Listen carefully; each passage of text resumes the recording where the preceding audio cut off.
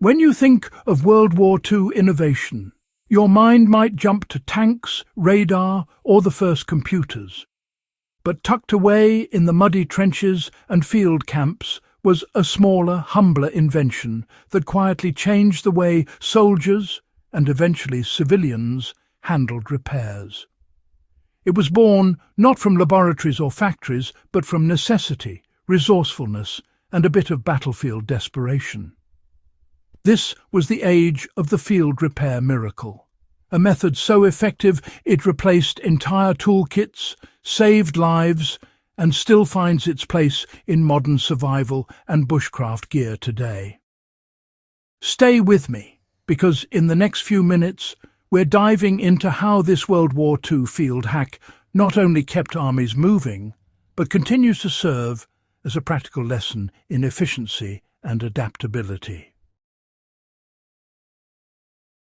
During World War II, mobility was everything. Whether it was a convoy in the North African desert, a platoon slogging through the Ardennes, or engineers rebuilding bridges in the Pacific, troops couldn't afford downtime. If a vehicle broke, a rifle jammed, or a tent tore, you fixed it, or you fell behind.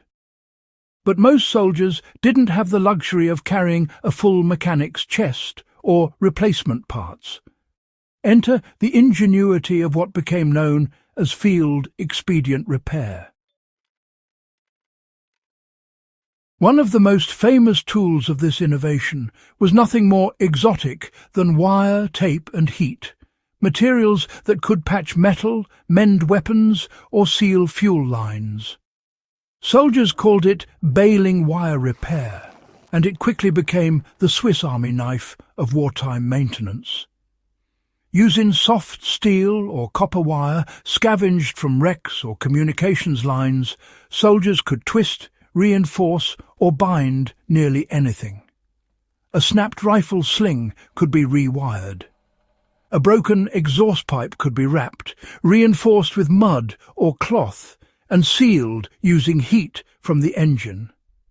With a few feet of wire, they could hold together armor plating, mend hinges, or even fix a tank tread long enough to roll it back to camp. The same principle spread through all ranks of the military improvisation through minimal materials. From the Red Ball Express truck drivers to frontline medics, everyone understood that if something broke, you didn't wait for parts, you made them. That spirit of ingenuity became a hallmark of Allied operations and laid the foundation for post-war design in both tools and mindset. While wire repairs dominated early campaigns, it was another battlefield invention that, really brought modern convenience into play: the now legendary duct tape. Originally developed by Johnson & Johnson in 1942, it was meant to seal ammunition boxes from moisture. Soldiers, however, quickly realized it could do much more. They used it to patch tents, fix torn gear, and even mend bullet holes in aircraft fuselages. The adhesive's water resistance and tensile strength made it a kind of miracle fix, lightweight, durable, and instantly usable. By the end of the war, the United States Army Corps of Engineers had adopted it universally, and when GIs came home, they brought the habit with them. This is how the culture of fix-it with tape and wire crossed into civilian life, influencing everything from camping gear to space travel. The Apollo astronauts used it, mountaineers used it, and every mechanic or do-it-yourself enthusiast since has carried some version of it. The modern duct tape and multi-tool both trace their origins directly back to World War II field repair culture. What made these repairs work wasn't just creativity. It was understanding the core principles of tension, friction, and material endurance.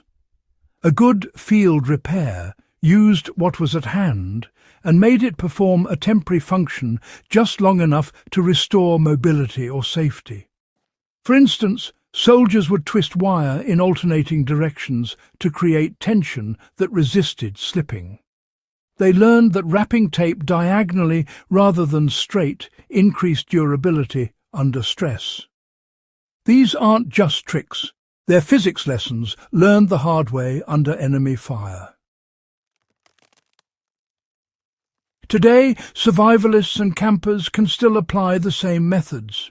If you're stuck in the wilderness and a backpack strap snaps, a few feet of wire or tape can redistribute weight and prevent tearing.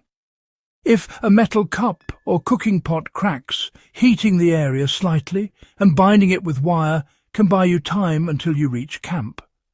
Even a leaking tent seam can be sealed using layers of tape warmed by friction or sunlight.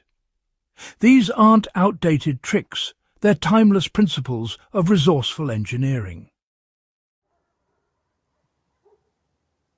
Adopting this approach isn't just about carrying wire and tape.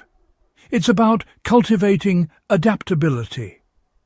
The first step is to train yourself to view every broken thing as fixable. When something fails during a hike or a project, resist the urge to discard it. Look around for materials you can repurpose. Step 2 is preparation. Carry a small repair kit modelled after WWII standards. A short coil of baling wire, a few feet of duct tape, a small multi-tool, and a heat source like a lighter. Finally, practice the art of the field fix. Try reinforcing weak gear seams with twisted wire. Learn to splice a rope using natural fibres. Try patching torn fabric using tape layered at cross angles. The more you practice, the more instinctive it becomes. And, well, when an emergency hits, those instincts can make all the difference.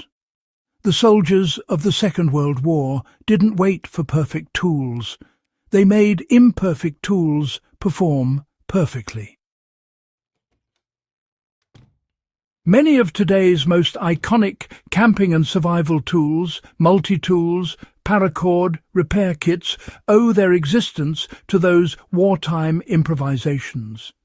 The spirit of field repair transformed from necessity into design philosophy, simplicity, durability, and versatility above all else. Even ultralight backpacking stoves and modular gear traces back to soldiers melting snow or cooking rations over makeshift burners patched together from tin and wire.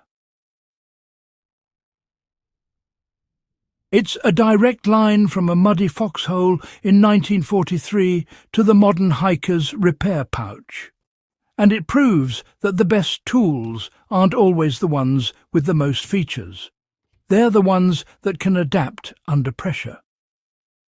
The Second World War field repair wasn't just about fixing things, it was about refusing to surrender to circumstance. It's a philosophy every survivalist and history enthusiast can learn from today. Carry fewer tools, think more creatively, and rely on your understanding of materials. When you can make do with what's around you, you embody the same resilience that kept entire armies on the move. If you found this dive into wartime ingenuity useful, subscribe to Echoes of Valor for more untold stories of history's most practical innovations. Share this with someone who loves both history and hands-on learning, and keep the spirit of field repair alive. Because sometimes the simplest tools are the ones that win the longest battles.